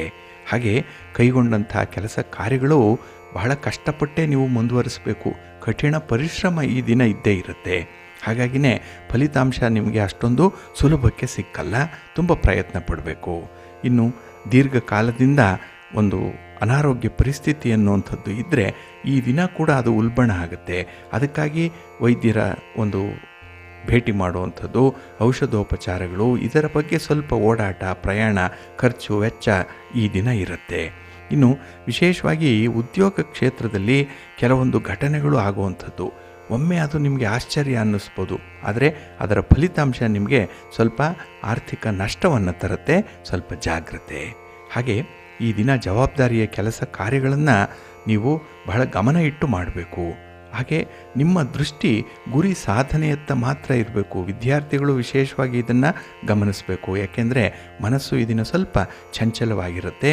ಹಾಗೆ ಈ ಕೆಲಸದ ನಿಮಿತ್ತವಾಗಿ ನೀವು ಮಾಡುವಂಥ ಪ್ರಯಾಣದಲ್ಲಿ ಯಾವುದೇ ಸಾಹಸವನ್ನು ಮಾಡಲಿಕ್ಕೆ ಹೋಗಬೇಡಿ. ಹಾಗೆ ವಾಹನ ಚಲಾವಣೆ ಮಾಡುವಂತಹ ಸಂದರ್ಭದಲ್ಲಿ ಸ್ವಲ್ಪ ಜಾಗ್ರತೆ ಇರಲಿ. ಇನ್ನು ವಿನೋದಕ್ಕಾಗಿ, ಸಂತೋಷಕ್ಕಾಗಿ ಈ ದಿನ ಖರ್ಚು ಹೆಚ್ಚಾಗುತ್ತೆ. ಸ್ವಲ್ಪ ನಿಯಂತ್ರಣ ಇರಲಿ. ನಿಮ್ಮ ಮನೆ ದೇವರನ್ನು ಸ್ಮರಣೆ ಮಾಡ್ತಾ ಇರಿ. ಮಹಾಲಕ್ಷ್ಮಿಯನ್ನು ಆರಾಧನೆ ಮಾಡಿ ಲಕ್ಷ್ಮೀ ಸ್ತೋತ್ರವನ್ನು ಹೇಳ್ಕೊಳ್ಳಿ. ಒಳ್ಳೆಯದಾಗತ್ತೆ. ನಿಮ್ಮ ಅದೃಷ್ಟದ ಬಣ್ಣ ತಿಳಿ ಹಸಿರು, ಅದೃಷ್ಟದ ದಿಕ್ಕು ಈಶಾನ್ಯ ದಿಕ್ಕು, ಅದೃಷ್ಟ ಸಂಖ್ಯೆ 3. ಸಿಂಹರಾಶಿ. ಸಿಂಹರಾಶಿಯವರಿಗೆ ಈ ದಿನ ಚತುರ್ಥದಲ್ಲಿ ಚಂದ್ರ ಇರುವಂಥ ದಿನ. ಹಾಗಾಗಿನೇ ಮಿಶ್ರ ಫಲಗಳಿರುತ್ತೆ. ಜೊತೆಗೆ ನಿಮ್ಮ ಕೆಲಸ ಕಾರ್ಯಗಳಲ್ಲಿ ಸ್ವಲ್ಪ ಭಿನ್ನಾಭಿಪ್ರಾಯಗಳು ಬರುವಂಥದ್ದು ಇದೆ. ಅದು ನಿಮ್ಮ ಸಹೋದ್ಯೋಗಿಗಳ ಜೊತೆಯಲ್ಲಿ, ಮೇಲಧಿಕಾರಿಗಳ ಜೊತೆಯಲ್ಲಿ, ಅಥವಾ ನಿಮಗೆ ಯಾರು ಕ್ಲೈಂಟ್ಸ್ ಅಂತ ಇದ್ದಾರೆ ಅಂಥವರ ಜೊತೆಯಲ್ಲಿ ಎಲ್ಲೋ ಒಂದು ಕಡೆ ಮಾತಿನಲ್ಲಿ ವ್ಯತ್ಯಾಸ ಆಗುತ್ತೆ. ಮಾತನ್ನು ಅಪಾರ್ಥ ಮಾಡಿಕೊಳ್ತಾರೆ. ನಿಮ್ಮ ಉದ್ದೇಶ ಒಳ್ಳೆಯದೇ ಇರ್ಬೋದು, ಆದರೆ ಅದು ತಲುಪುವಂತಹ ಸಂದರ್ಭದಲ್ಲಿ ವ್ಯತಿರಿಕ್ತವಾಗಿಬಿಡುತ್ತೆ. ಹಾಗಾಗಿ ಈ ದಿನ ನೀವು ಏನೋ ಮಾಡಲಿಕ್ಕೆ ಹೋಗ್ತೀರಿ, ಏನೋ ಒಂದು ರೀತಿಯಲ್ಲಿ ಅಂತ್ಯವಾಗಿಬಿಡುತ್ತೆ. ಹಾಗಾಗಿನೇ ಸ್ವಲ್ಪ ಎಚ್ಚರಿಕೆಯಿಂದ ಮುಂದುವರಿಬೇಕು. ಇನ್ನು ಈ ದಿನ ಕ್ಲಿಷ್ಟ ಕಾರ್ಯಗಳನ್ನು ನೀವೇ ಒಂದು ಉಮೇದಿನಲ್ಲಿ ಜವಾಬ್ದಾರಿಯುತವಾಗಿ ಆಹ್ವಾನ ಮಾಡಿಕೊಳ್ಳುವಂಥದ್ದು ಇದೆ. ಕೆಲಸ ಸುಮ್ಮನೆ ಇರುತ್ತೆ, ಆದರೆ ನೀವೇ ಅದನ್ನು ಕೆಣಕಿ ಮೈ ಮೇಲೆ ಹಾಕಿಕೊಳ್ಳುವಂಥ ಸಂದರ್ಭಗಳು ಬರ್ಬೋದು. ಸ್ವಲ್ಪ ಜಾಗ್ರತೆ. ಇನ್ನು ನಿಮಗೆ ತೀರಾ ಬೇಕಾದಂಥ ನೆಂಟರು ಯಾರಿದ್ದಾರೆ ಅವರೇ ನಿಮಗೆ ತೊಂದರೆಯನ್ನು ಕೊಡುವಂಥವ್ರು. ಹಾಗಾಗಿ ಈ ಆಸ್ತಿ ಪಾಸ್ತಿಯ ವಿಚಾರವಾಗಲಿ ಅಥವಾ ಹಣಕಾಸಿನ ವಿಚಾರವಾಗಲಿ ಈ ದಿನ ಸ್ವಲ್ಪ ಮನಸ್ತಾಪಗಳು ಆಗುವಂಥದ್ದು ಇದೆ. ಇನ್ನು ಈ ದಿನ ಯಾವುದೇ ಒಂದು ಸಮಸ್ಯೆಗಳು ಎದುರಾದಾಗ, ಒಂದು ಭಿನ್ನಾಭಿಪ್ರಾಯ ಬಂದಾಗ ಆದಷ್ಟು ಬೇಗ ಅದನ್ನು ಪರಿಹಾರ ಮಾಡಿಕೊಳ್ಳುವಂಥ ಒಂದು ಪ್ರಯತ್ನವನ್ನು ಮಾಡಿ. ಇನ್ನು ನಿರುದ್ಯೋಗಿಗಳಿಗೆ ಈ ದಿನದ ಪ್ರಯತ್ನ ಅಷ್ಟೊಂದು ಸಮಾಧಾನಕರವಾಗಿರಲ್ಲ. ಹಾಗಾಗಿನೇ ನೀವು ಮತ್ತೊಮ್ಮೆ ಪ್ರಯತ್ನವನ್ನು ಮುಂದುವರಿಸಬೇಕಾಗತ್ತೆ. ಇನ್ನು ಈ ದಿನದಲ್ಲಿ ವಿದ್ಯಾರ್ಥಿಗಳಿಗೆ ಸ್ವಲ್ಪ ಸಮಸ್ಯೆಗಳೇ ಉಂಟಾಗುವಂಥದ್ದು. ಏಕೆಂದರೆ ನೀವು ತೆಗೆದುಕೊಂಡಂಥ ನಿರ್ಧಾರ, ಅದರಲ್ಲೂ ಆತುರದ ನಿರ್ಧಾರ ಈ ದಿನ ನಿಮಗೆ ಸ್ವಲ್ಪ ಹಿನ್ನಡೆಯನ್ನು ತರುತ್ತೆ. ವ್ಯವಹಾರ ಜ್ಞಾನ ಇಲ್ಲ ಅನ್ನೋವಂಥದ್ದು ಮತ್ತೊಮ್ಮೆ ಸಾಬೀತಾಗ್ಬಿಡುತ್ತೆ. ಸ್ವಲ್ಪ ಜಾಗ್ರತೆ. ನಿಮ್ಮ ಸ್ವಂತ ಆರೋಗ್ಯದ ಕಡೆ ಗಮನ ಕೊಡಿ. ಮನೆಯಲ್ಲಿ ತಾಯಿ ಏನಾದರೂ ಇದ್ದರೆ ಅವರ ಬೇಕು ಬೇಡಗಳ ಬಗ್ಗೆ ಸ್ವಲ್ಪ ಗಮನ ಹರಿಸಿ, ಒಳ್ಳೆಯದಾಗುತ್ತೆ. ನಿಮ್ಮ ಮನೆ ದೇವರನ್ನು ಸ್ಮರಣೆ ಮಾಡ್ತಾ ಇರಿ.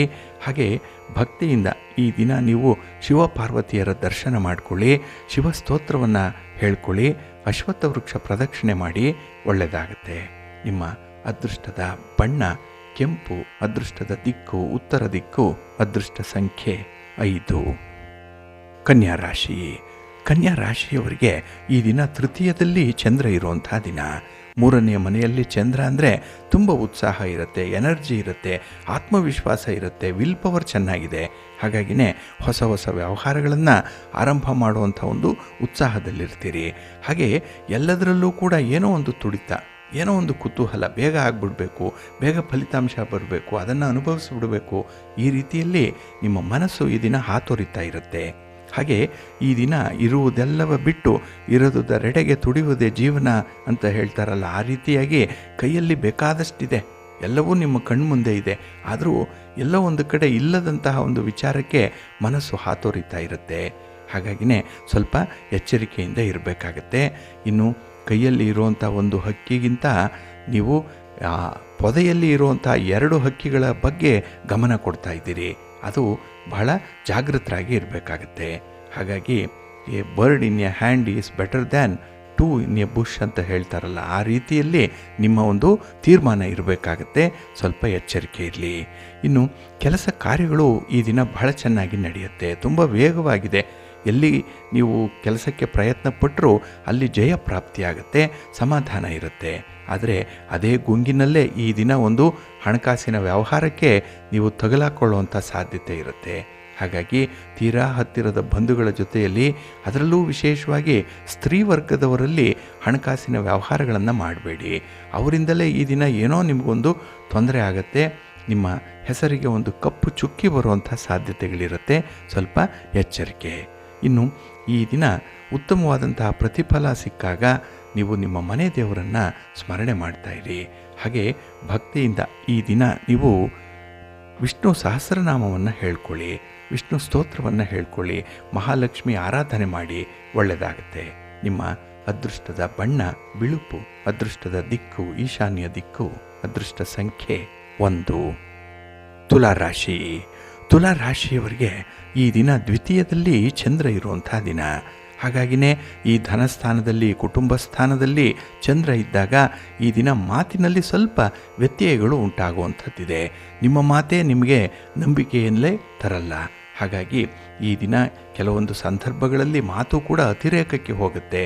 ನಿಮಗೆ ಮಾತು ಎಷ್ಟು ಅನುಕೂಲವನ್ನು ತರುತ್ತೋ ಅಷ್ಟೇ ಅನಾನುಕೂಲ ಕೂಡ ಈ ದಿನ ಆಗುವಂಥದ್ದಿದೆ ಮಾತಿನಿಂದ. ಹಾಗಾಗಿ ನಿಮ್ಮ ಕಾರ್ಯಕ್ಷೇತ್ರದಲ್ಲಿ ನಿಮ್ಮ ಮಾತನ್ನು ತುಂಬ ನಿಯಂತ್ರಣದಲ್ಲಿಟ್ಕೊಳ್ಳಿ. ಕೆಲವೊಮ್ಮೆ ಮೌನ ವ್ರತಕ್ಕೆ ಜಾರುವಂಥದ್ದು ತುಂಬ ಉತ್ತಮ. ಯಾವುದೇ ಒಂದು ಸಮಸ್ಯೆ ಬಂದಾಗ ಮೌನವಾಗಿ ಇದ್ದುಬಿಡಿ. ಇನ್ನು ಈ ದಿನ ಪತಿ ಪತ್ನಿಯರ ಮಧ್ಯೆ ಆಗಲಿ, ಪ್ರೇಮಿಗಳ ಮಧ್ಯೆ ಆಗಲಿ ಮಾತಿನ ಚಕಮಕಿ ಆಗುವಂಥದ್ದು ಇದೆ. ಮಾತಿಗೆ ಮಾತು ಬೆಳೆಯುತ್ತೆ. ಏತಿ ಅಂದರೆ ಪ್ರೀತಿ ಎನ್ನುವಂಥ ಒಂದು ಸಂದರ್ಭ. ಇದರಿಂದ ಪರಿಸ್ಥಿತಿ ನಿಮ್ಮ ಕೈಮೀರಿ ಹೋಗುವಂಥ ಸಾಧ್ಯತೆಗಳಿರುತ್ತೆ. ಸ್ವಲ್ಪ ಲೆಕ್ಕಾಚಾರದಲ್ಲಿ ಹೋಗಬೇಕಾಗತ್ತೆ. ಹಾಗೆ ಪ್ರತಿಯೊಂದು ಸಾಧಕ ಬಾಧಕಗಳನ್ನು ನೀವು ತೂಗಿ ನೋಡಬೇಕು. ತಕ್ಕಡಿ ನಿಮ್ಮ ಕೈಯಲ್ಲೇ ಇದೆ.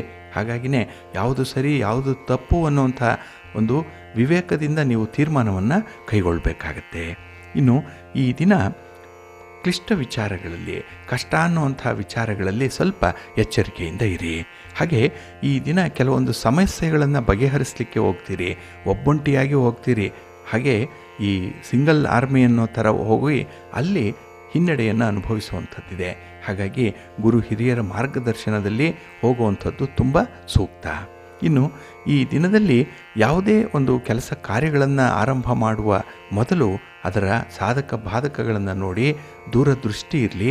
ಜೊತೆಗೆ ಆರೋಗ್ಯದ ಕಡೆ ಸ್ವಲ್ಪ ಗಮನ ಕೊಡಿ. ನೀವು ತಿನ್ನುವಂತಹ ಆಹಾರ, ಹಾಗೆ ನಿಮ್ಮ ಒಂದು ಒಡನಾಟ, ಸ್ನೇಹಿತರ ಆಯ್ಕೆ, ಇಂಥದ್ರಲ್ಲಿ ಈ ದಿನ ಸ್ವಲ್ಪ ಜಾಗ್ರತೆ. ಏಕೆಂದರೆ ಈ ದಿನ ಎಡುವಂಥದ್ದು, ನಿಮಗೆ ಅನಾನುಕೂಲ ತರುವಂಥದ್ದು ಈ 2 ವಿಚಾರಗಳಲ್ಲೇ. ನಿಮ್ಮ ಮನೆ ದೇವರನ್ನು ಸ್ಮರಣೆ ಮಾಡ್ತಾಯಿರಿ. ಹಾಗೆ ಭಕ್ತಿಯಿಂದ ಈ ದಿನ ಸುಬ್ರಹ್ಮಣ್ಯ ಸಹಸ್ರನಾಮ ಸ್ತೋತ್ರವನ್ನು ಹೇಳ್ಕೊಳ್ಳಿ. ಶಿವನ ಪರಿವಾರ ದೇವತೆಗಳನ್ನು ಪ್ರಾರ್ಥನೆ ಮಾಡ್ಕೊಳ್ಳಿ, ಒಳ್ಳೆಯದಾಗುತ್ತೆ. ನಿಮ್ಮ ಅದೃಷ್ಟದ ಬಣ್ಣ ಬಿಳುಪು, ಅದೃಷ್ಟದ ದಿಕ್ಕು ಈಶಾನ್ಯ ದಿಕ್ಕು, ಅದೃಷ್ಟ ಸಂಖ್ಯೆ 9. ವೃಶ್ಚಿಕ ರಾಶಿ. ವೃಶ್ಚಿಕ ರಾಶಿಯವರಿಗೆ ಈ ದಿನ ಉತ್ಸಾಹಭರಿತವಾದಂತಹ ದಿನ. ನಿಮ್ಮ ಎನರ್ಜಿ ಲೆವೆಲ್ ಈ ದಿನ ತುಂಬ ಹೈಯೆಸ್ಟ್ ಲೆವೆಲಲ್ಲಿರುವಂಥದ್ದು. ಹಾಗಾಗಿನೇ ಈ ದಿನ ಬಹಳ ಪ್ರಮುಖವಾದಂತಹ ಕೆಲಸ ಕಾರ್ಯಗಳನ್ನು ಮಾಡುವಂಥ ಒಂದು ದಾಷ್ಟಿಕ ಇದೆ, ಧೈರ್ಯ ಇದೆ. ಹಾಗೆ ಗುರಿಯನ್ನು ತಲುಪುವಂತಹ ನಿಟ್ಟಿನಲ್ಲಿ ನಿಮ್ಮ ಪ್ರಯತ್ನ ಬಹಳ ವಿಶೇಷವಾಗಿರುತ್ತೆ. ಒಂದು ಆರ್ಡಿನರಿ ಕೆಲಸವನ್ನು ಕೂಡ ಎಕ್ಸ್ಟ್ರಾ ಆರ್ಡಿನರಿಯಾಗಿ ಪರಿವರ್ತನೆ ಮಾಡುವಂಥ ಒಂದು ಕೌಶಲ್ಯ ನಿಮ್ಮ ಕೈಯಲ್ಲಿದೆ.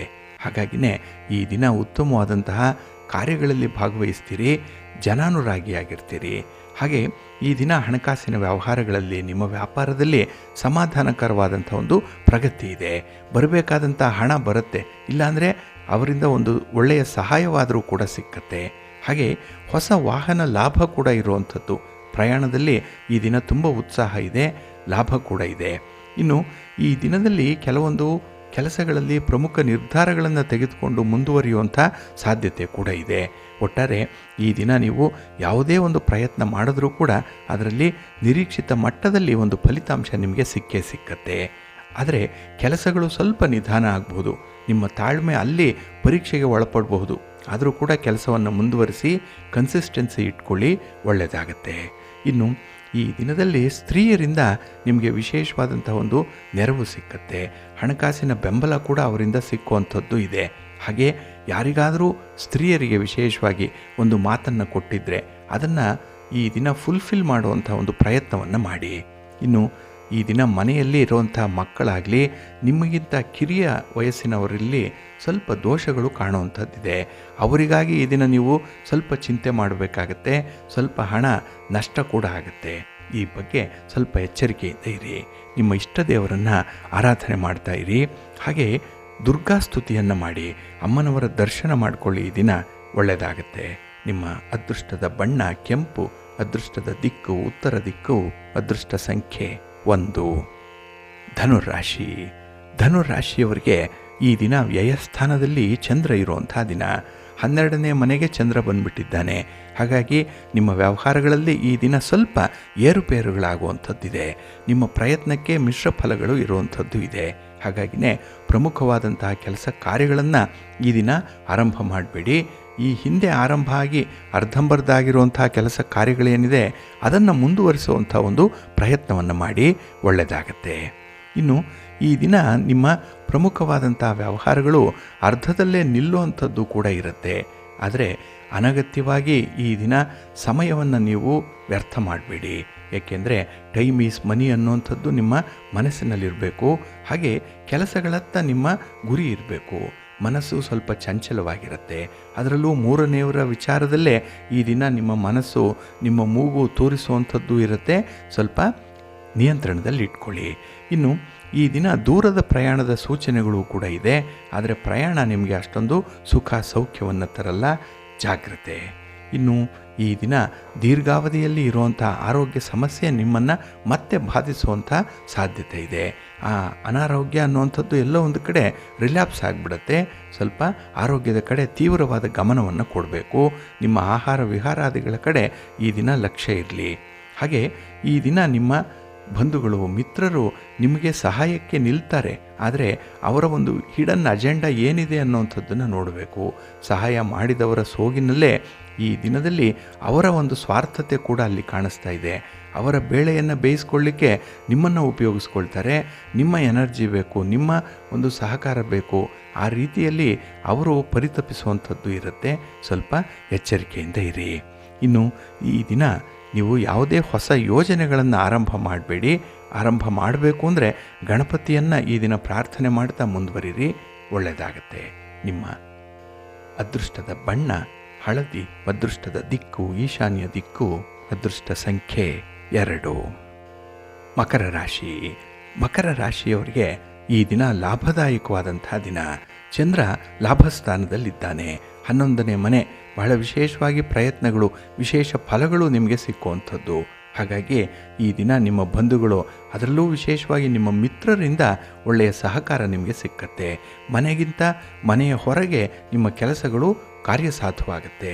ಹಾಗೆ ಈ ದಿನದಲ್ಲಿ ಒಂದು ಸಿದ್ಧಿಯನ್ನು ಪಡ್ಕೊಳ್ಬೇಕು, ಒಂದು ಜ್ಞಾನವನ್ನು ಪಡ್ಕೊಳ್ಬೇಕು. ಅದಕ್ಕಾಗಿ ಈ ದಿನ ತುಂಬ ಕುತೂಹಲದಿಂದ ಇರ್ತೀರಿ. ಹಾಗೆ ಈ ದಿನ ಹೊಸ ವಿಚಾರಗಳಾಗಲಿ, ಹೊಸ ವ್ಯಕ್ತಿಗಳಾಗಲಿ, ಹೊಸ ಸಂಬಂಧಗಳಾಗಲಿ ನಿಮಗೆ ತುಂಬ ಇಷ್ಟವಾಗುತ್ತೆ. ಹಾಗಾಗಿ ಈ ದಿನ ತುಂಬ ಸಂತೋಷ ಇದೆ, ಸೌಖ್ಯ ಕೂಡ ಇದೆ. ಜೊತೆಗೆ ಈ ದಿನ ನಿಮ್ಮ ಯಶಸ್ಸಿನ ಪ್ರಭಾವದಿಂದ ಗುರಿ ಸಾಧನೆ ಮಾಡುವಂತಹ ಸಂದರ್ಭ ಬಹಳಷ್ಟು ಮಟ್ಟಿಗೆ ನಿಮಗೆ ಫೇವರಬಲ್ ಆಗೇ ಇರುತ್ತೆ. ಹಾಗೆ ನಿಮ್ಮ ಇನ್ಫ್ಲೂಯೆನ್ಸ್ ಏನಿದೆ ಅದು ಜನಬಲ ಇರ್ಬೋದು, ಹಣಬಲ ಇರ್ಬೋದು, ಅಥವಾ ನಿಮ್ಮ ಮನಸ್ಸಿನ ಒಂದು ವಿಲ್ ಪವರ್ ಇರ್ಬೋದು. ಇಂಥದ್ದನ್ನು ತುಂಬ ಚೆನ್ನಾಗಿ ಬಳಸ್ಕೊಂಡು ಕೆಲಸವನ್ನು ಮುಂದುವರಿಸ್ತೀರಿ. ಹಾಗೆ ಈ ದಿನ ಬೇರೆ ಯಾರೂ ಸಾಧನೆ ಮಾಡಲಿಕ್ಕೆ ಸಾಧ್ಯ ಆಗಲ್ಲ ಅನ್ನುವಂಥ ಕೆಲಸವನ್ನು ನೀವು ಮುಂದುವರಿಸುವಂಥದ್ದಿದೆ. ನೀವು ಅದಕ್ಕೆ ಕೈ ಹಾಕ್ತೀರಿ. ಅದರಲ್ಲಿ ನಿಮಗೆ ಸಮಾಧಾನ ಇರುತ್ತೆ. ಫಲಿತಾಂಶ ಈ ದಿನವೇ ಬರದೇ ಇರ್ಬೋದು, ಆದರೂ ಕೂಡ ಆ ಒಂದು ನಿಟ್ಟಿನಲ್ಲಿ ನಿಮಗೆ ಉತ್ತಮವಾದಂಥ ಪ್ರಗತಿ ಇರುತ್ತೆ, ಆಶಾದಾಯಕವಾಗಿರುತ್ತೆ. ಹಾಗೆ ಈ ದಿನ ಪ್ರಮುಖವಾದಂತಹ ಬಹಳ ಮೌಲ್ಯಯುತವಾಗಿರುವಂಥ ವಸ್ತುಗಳನ್ನು ಖರೀದಿ ಮಾಡುವಂಥ ಯೋಗ ಇದೆ. ಮನೆಗೆ ಬೇಕಾದಂತಹ ವಸ್ತುಗಳು, ನಿಮ್ಮ ಒಂದು ವೈಯಕ್ತಿಕ ಸೌಕರ್ಯಕ್ಕಾಗಿ ಬೇಕಾಗಿರುವಂಥ ಉಪಕರಣಗಳು, ಇದನ್ನು ಈ ದಿನ ಖರೀದಿ ಮಾಡುವಂಥದ್ದು ಇರುತ್ತೆ. ಆದರೆ ಯಾವುದೇ ಸಂದರ್ಭದಲ್ಲೂ ಕೂಡ ನಿಮ್ಮ ಮನಸ್ಸು ಸಕಾರಾತ್ಮಕವಾಗಿರಲಿ, ಪಾಸಿಟಿವ್ ಆಗಿರಲಿ. ಅದರಲ್ಲೂ ಈ ಉದ್ಯೋಗವನ್ನು ಹುಡುಕ್ತಾ ಇರುವಂಥವರು, ಉದ್ಯೋಗದ ಬದಲಾವಣೆಯಲ್ಲಿ ಇರುವಂಥವರು ಸ್ವಲ್ಪ ಸಂಯಮದಿಂದ ಇರಿ. ಒಳ್ಳೆಯ ಕಾಲ ಬಂದಿದೆ. ಒಳ್ಳೆಯ ವ್ಯವಹಾರಗಳು ಲಾಭದಾಯಕವಾಗಿರುತ್ತೆ ನಿಮಗೆ. ನಿಮ್ಮ ಇಷ್ಟ ದೇವರನ್ನು ಆರಾಧನೆ ಮಾಡ್ತಾ ಇರಿ. ಆಂಜನೇಯ ಸ್ತೋತ್ರವನ್ನು ಹೇಳ್ಕೊಳ್ಳಿ, ಹನುಮಾನ್ ಚಾಲೀಸನ್ನು ಹೇಳ್ಕೊಳ್ಳಿ, ಒಳ್ಳೆಯದಾಗುತ್ತೆ. ನಿಮ್ಮ ಅದೃಷ್ಟದ ಬಣ್ಣ ಕೇಸರಿ, ಅದೃಷ್ಟದ ದಿಕ್ಕು ಈಶಾನ್ಯ ದಿಕ್ಕು, ಅದೃಷ್ಟ ಸಂಖ್ಯೆ 1. ಕುಂಭರಾಶಿ. ಕುಂಭರಾಶಿಯವರಿಗೆ ಈ ದಿನ ಉದ್ಯೋಗ ಸ್ಥಾನದಲ್ಲಿ, ಕರ್ಮಸ್ಥಾನದಲ್ಲಿ ಚಂದ್ರ ಇದ್ದಾನೆ. 10ನೇ ಮನೆ. ಬಹಳ ವಿಶೇಷವಾಗಿ ನಿಮ್ಮ ಕೆಲಸಗಳು ಮುಂದುವರಿಯುವಂಥ ಸಂದರ್ಭ ಇದು. ಇನ್ನು ಈ ದಿನದಲ್ಲಿ ಯಾವುದೇ ಒಂದು ಕೆಲಸ ಕಾರ್ಯಗಳಲ್ಲೂ ಕೂಡ ನಿಮ್ಮ ಸಂಬಂಧವನ್ನು ಹತ್ತಿರ ತರಬೇಡಿ. ಏಕೆಂದರೆ ಕೆಲಸವೇ ಬೇರೆ, ನಿಮ್ಮ ರಿಲೇಷನ್ಶಿಪ್ಪೇ ಬೇರೆ. ಹಾಗಾಗಿ ಒಂದಕ್ಕೊಂದು ಎಲ್ಲಿ ಮಿಕ್ಸ್ ಮಾಡ್ತೀರೋ ಅಲ್ಲಿ ಗೊಂದಲ ಗೋಜಲು ಉಂಟಾಗುವಂಥದ್ದಿರುತ್ತೆ.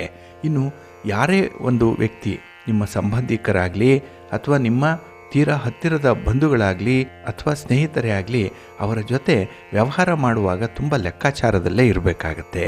ಹಾಗೆ ಈ ದಿನದಲ್ಲಿ ಪ್ರಮುಖವಾದಂತಹ ವಿಚಾರಗಳಿಗೆ ನೀವು ತುಂಬ ತಲೆ ಕೆಡಿಸ್ಕೊಳ್ಳುವಂಥದ್ದು.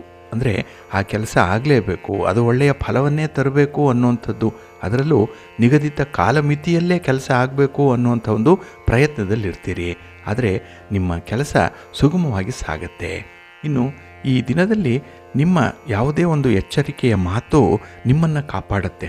ಹಾಗಾಗಿ ಬಹಳ ವಿಶೇಷವಾದಂಥ ಸಂದರ್ಭದಲ್ಲಿ ಮಾತ್ರ ನಿಮ್ಮ ಅಭಿಪ್ರಾಯವನ್ನು ತಿಳಿಸಬೇಕು.